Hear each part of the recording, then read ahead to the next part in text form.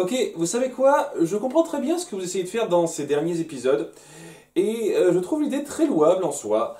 Vous essayez de jouer sur les différentes rencontres qu'a eu Anne et compagnie dans les saisons 1 et 2 pour amener à ce que ces rencontres jouent un rôle dans le conflit final. Et oui, l'approche est très louable, vraiment. Histoire de dire que ce qu'on a vécu, c'était pas juste de la connerie qui signifiait que dalle. Donc, ouais, ça me force à reconsidérer certains épisodes que je considérais comme filler, comme plus du filler, malheureusement. Et ça change rien au fait que c'était de mauvais épisodes, et c'est ça le problème important, hein, ça change rien au fait que ce sont de mauvais épisodes. Mais voilà, c'est plus des mauvais épisodes de merde sans intérêt, ce sont des mauvais épisodes de merde qui amènent un début de résolution. C'est une sorte d'upgrade, on va dire. Le problème, c'est que voilà, si maintenant il faut se retaper le plus important dans la série, il faut passer par les épisodes moins bons. Que voulez-vous, que voulez-vous.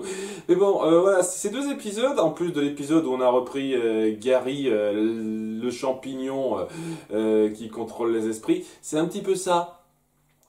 Et je trouve que vous n'avez pas choisi les meilleures illustrations, en fait, tout simplement. Peut-être parce que d'une part, ouais, les épisodes auxquels ça renvoie, c'est pas extra, et surtout parce qu'on aurait pu jouer sur d'autres. Alors que le seul, le plus méritant du lot, c'est celui du premier demi-épisode de cette partie, où on va avoir Anne et Sprig qui tomberont comme par hasard sur une patrouille qui se fera attaquer par des joyeux drilles. Ce sont vraiment des grosses parodies de Robin des Bois. On fait même les grosses références bien grasses, histoire de dire « Ah, vous avez pas compris ». Petit Jean, il y a une Little Louise, ah, pourquoi tu t'appelles petite alors que t'es grande, c'est la blague, ah, j'ai pas compris. Il y a un frère qui est évident, etc. Quoi. La référence bien rentre dedans, qui est dirigé par Tritonio. Et oui, l'instructeur d'un épisode d'Anne, qui représente quelque chose d'assez fort une fois de plus dans l'épisode où il est apparu, puisque c'est l'histoire de faire comprendre à Anne le respect de ceux qui lui instruisent quelque chose, que même s'ils peuvent être un petit peu exigeants, c'est parce qu'ils pensent qu'ils sont capables de grandes choses. Donc j'ai toujours beaucoup d'affection sur le principe de cet épisode, même si je suis pas fan de la résolution à un certain degré, ça aurait mérité d'être plus travaillé. Et dans un sens, c'est un petit peu le suivi de ça pour donner une résolution plus acceptable, plus attachante autour du personnage. Parce que là, il s'est créé une bande de joyeuderie, hein, c'est totalement Robin des Bois dans l'idée, pour un petit peu voler la force en place avec les soldats d'Andreas. Et il y a Anne Esprit qui tombe dessus alors qu'ils sont en plein rapt, et ils se disent non, on s'en fiche de vous, on œuvre pour notre compte, on va même essayer de vous dérober, seulement voilà, il y a une autre cargaison qui va pas tarder à arriver, et Sprig montre qu'ils sauraient comment gérer ça. Vous savez, ces espèces de gros monstres géants qui ont des colliers qui les contrôlent. Ah, nous, on sait comment faire ça. Nous, pas trop, donc, ok. Et leur façon de savoir comment faire ça, c'est juste... En fait, il faut juste se battre un peu plus fort, quoi. Casser leur collier, leur balancer de la boue dans les yeux, ce genre de truc qui leur reviendrait pas à l'idée aux joailleries. Ils sont un petit peu concons sur les bords quand même à deux, trois moments. Mais bon, voilà, c'est un petit peu l'excuse pour que Anne essaye de l'intégrer à sa cause, de le faire rejoindre la résistance une fois de plus. Et c'est là que Tritonio parlera un peu de son passé, comme quoi il a eu une enfance un peu difficile, où c'était vraiment chacun pour soi, enfant des rues, tout ça. Et qu'il a vraiment toujours eu cette mentalité de je pense d'abord à moi et je ne m'attache pas. Alors que malgré tout on le voit avoir une certaine attache avec ses joyeuseries, et qu'on mettra en avant le procédé narratif ultra évident de ils vont se faire capturer et il va hésiter parce que il y a son credo auquel il n'arrive plus trop à s'attacher. C'est basique, mais voilà, ça fait partie de ces procédés narratifs un peu éculés qui passent bien chez moi. Et même si on le traite un chouïa à la blague, c'est pas non plus exagéré au point où ça devient lourd. Et c'est ça en fait, hein. Donc il prévoit d'attaquer le nouveau convoi, bien gardé, qui est un piège. Donc pourquoi bien garder ça si c'est un piège en fait? Et ce piège fait en sorte que tous ces joyeuseries se fassent capturer et qu'ils se disent non, je ne peux pas les suivre parce que c'est dangereux et je pense à moi d'abord. Alors qu'Anne lui fait un petit discours comme quoi le trésor le plus important c'est l'amitié, un petit peu gnangnan sur les bords mais ça passe. Et alors qu'elle reste fidèle à ses principes et essaye de les aider face à une sorte de juge robot assez dingue. J'avoue que ce genre de design est assez cool. Il peut se transformer en différentes façons. Il a deux marteaux qui peuvent se fusionner entre eux. C'est assez marrant, j'avoue. Et ben, elle parvient bien à se battre, mais elle devient un petit peu acculée par les forces. Et c'est là que, évidemment, Tritonio arrive à la rescousse parce qu'il a appris sa leçon. Et il parvient, avec l'aide de sa joyeuse bande, à battre le robot géant. Et il comprend la force de l'amitié, de l'entraide, et donc il accepte de participer à la rébellion. C'est une suite d'arcs de personnages pas trop mal, pour en faire plus que ce que c'était dans l'épisode où il est apparu, mais j'apprécie ça. J'apprécie ça. Bien. Tandis que il y a une petite épilogue après ça qui essaye de montrer que oui, la fille qu'on avait vue, Leaf, donc l'épisode précédent, et ben c'est vraiment l'ancêtre des Plantards, histoire que ce soit bien clair, puisque alors c'est un truc très grossier ça. Il y a Hop Hop qui s'est perdu dans les couloirs et qui a découvert une porte comme ça. Ah, cette porte est bizarre, c'est la première fois que je la vois. Tu foutais de ma gueule quoi. Ça fait combien de temps que vous êtes installé là, Sacha et compagnie? Et à aucun moment vous vous êtes dit ah, c'est bizarre cette porte, elle pourrait mener à quelque part. C'est que maintenant que vous avez cette espèce de réflexion là. Une fois de plus, vraiment priorité. Hein.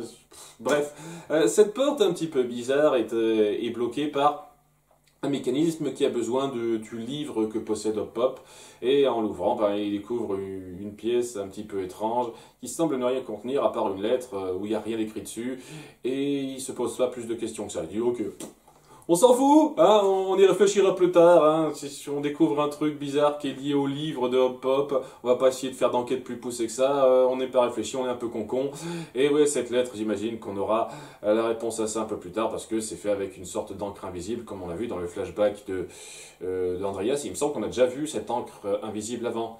Notamment, oui, lorsqu'il a fait faire le parcours de la cité avec une petite énigme à Marcy et compagnie, lorsqu'on a redécouverte dans la saison 2. Donc, ça, une fois de plus, on a des héros qui réfléchissent pas. C'est un truc que je trouve assez naze parce que on essaye de montrer Sacha comme cette espèce de leader qui essaye de réfléchir au truc, mais depuis quelques temps, elle est un petit peu siège arrière. C'est-à-dire, je subis un peu ce qui se passe, je suis là histoire de...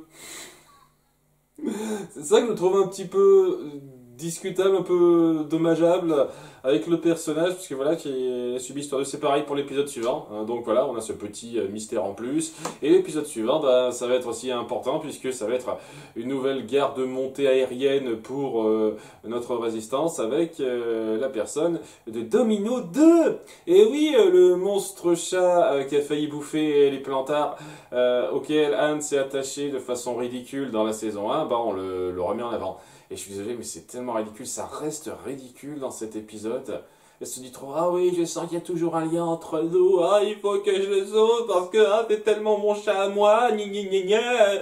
Putain, c'était un demi-épisode et on part tellement dans cette considération de gamine, oh, moi et le lien avec les animaux, on s'est aidé, forcément, on fera des âmes sœurs, ouh. Ça fait partie des clichés narratifs qui me font pas particulièrement rêver, moi. Et on sent tellement le fantasme de gamine avec ça. Qui est à fond dans son fantasme de gamine, on essaye d'en faire des caisses là-dessus et de rendre ça légitime, que c'est lourd, honnêtement. Voilà, donc elle tombe avec Sprig et un autre sur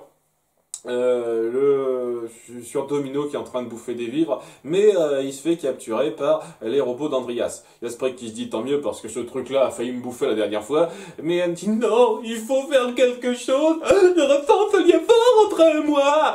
Et elle tombe aussi sur le nid de ses enfants, et plutôt que de se dire tiens on va sauver leur mère vite pour que ce soit arrangé vite fait et le ramener à ses enfants, non, on va amener ces enfants-là à la résistance pour qu'ils les gardent en attendant. Ces enfants qui, je rappelle, peuvent grandir à n'importe quel moment et devenir des mangeurs de grenouilles. Même les crapauds ont peur de ces machins-là, quoi. Je dit, tiens, mais je vais les amener à la résistance. S'il vous plaît, faites-moi plaisir. Blablabla, gros yeux, mon cul sur la commode et... Ah, mon Dieu. Mon Dieu, c'est tellement insultant, quoi. Elle devrait comprendre, Anne, que s'il y a bien un endroit où ne pas les amener, c'est ici. Parce qu'elle fout en risque important la vie de ses proches, là. Il suffit qu'un d'eux grandisse et essaye de bouffer l'un d'entre eux, elle aura sa mort sur la conscience. C'est encore pire que dans l'épisode d'introduction de ce machin où elle est pas réfléchie, mais elle sait pas exactement ce qui se passe. Là, elle sait ce que ça risque. Mais elle s'en fout parce que regardez, ils sont trop mignons, il faut que j'aide leur merde, qu'on a elle s'en branle de tout le reste. Elle est imbuvable dans cet épisode, Anne. Tout ça pour que, ouais, on crée des tonnes de gags débiles autour de la résistance qui garde ces machins-là et qui en font les gros yeux. Oh, ils sont tellement mignons, on est attaché à eux alors qu'on avait peur au début. C'est tellement grossier, putain. Je déteste l'humour de cette série. Plus ça va, plus je déteste l'humour de cette série, tellement il est rentre dedans dans ta gueule, quoi. Subtilité zéro la plupart du temps. Donc, il y a ça qui se passe alors qu'elle se lance donc en opération pour aller sauver sa bestiole chérie avec Sprig, parce que bien entendu, foutons-le en danger, parce qu'il sert qu'à ça, à se foutre en danger. Il sert à que dalle, Sprig, à part à se mettre en danger face à toutes les autres bestioles du même acabit. Je sais plus comment on appelle ça, des chapillons, on va dire que c'est des chapillons, voilà, des chapillons géants. Et ouais quoi, elle reconnaît très vite son chapillon chéri parmi tous les autres, parce qu'il faut reconnaître la couleur, elle est assez logique. Et elle se décide à le libérer. Au début on fait un suspense, non, elle le reconnaît pas, mais en fait si, c'est câlin et tout, et à partir de maintenant on est liés pour la vie, si c'est ma maîtresse, etc. Alors que Sprig manque de se faire bouffer par les autres. Mais étant donné qu'elle a noué un lien super fort avec son chapillon chéri maintenant, Anne, elle peut le monter pour aider Sprig. Et en plus de ça, mais alors gros coup de chat, et il s'avère que c'est un chapillon alpha. Et il suffit que ce chapillon qui maintenant n'en a plus grand chose à faire de manger les proches d'Anne, alors qu'avant c'était censé être vraiment instinctif pour lui. Maintenant il dit ah non, c'est les proches d'Anne, on les bouffe pas. Il y en a à ce stade là bien sûr, hein, si développement mon cul quoi. Et je dis ouais, c'est le alpha, donc il va donner des ordres à tout le monde et on lui obéira. Donc étant donné que on maîtrise ce chat là, on aura maîtrisé tous les autres chapillons, et donc ouais, on a notre garde montée à la fin. Waouh, c'est facile, hein, c'est super.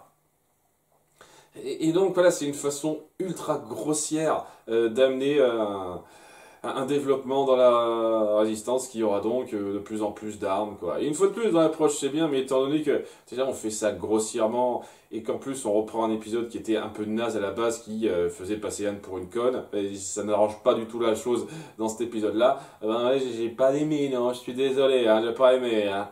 Mais bon, là, on a des armes en plus, et maintenant, ben ouais, l'épisode à la con de la saison 1 sur cette bestiole est plus du tout filler, voilà. Tant mieux. Néanmoins, ouais, à partir de là, ça commence vraiment à se mettre en place, les pièces du puzzle, pour le début du combat final, et d'après ce que j'ai compris, ça va vraiment être la fin de l'organisation pour le grand combat de fin. Enfin, c'est tout ce que j'espère, parce que je sais qu'il y a un épisode épilogue, et donc techniquement il reste 2 épisodes pour le conflit. 2 demi-épisodes et un épisode total pour le grand conflit de fin. Et j'ose espérer que ces 2 demi-épisodes qu'on va faire juste après, eh ben c'est pas juste de la connerie, on se prépare un tout petit peu et puis voilà quoi. Ça va être vraiment une façon de se pencher plus en avant sur le combat central, pas juste la préparation. Parce que si c'est, une fois de plus, le combat central juste dans un seul épisode de 20 minutes, avec tout ce qu'il y a en jeu, ben ça va être rushé comme à la fin de la saison 2. Je le dis clairement, hein. Donc on verra bien comment ça va être géré dans l'épisode qui suit, hein. À bientôt pour l'épisode 16. Bye.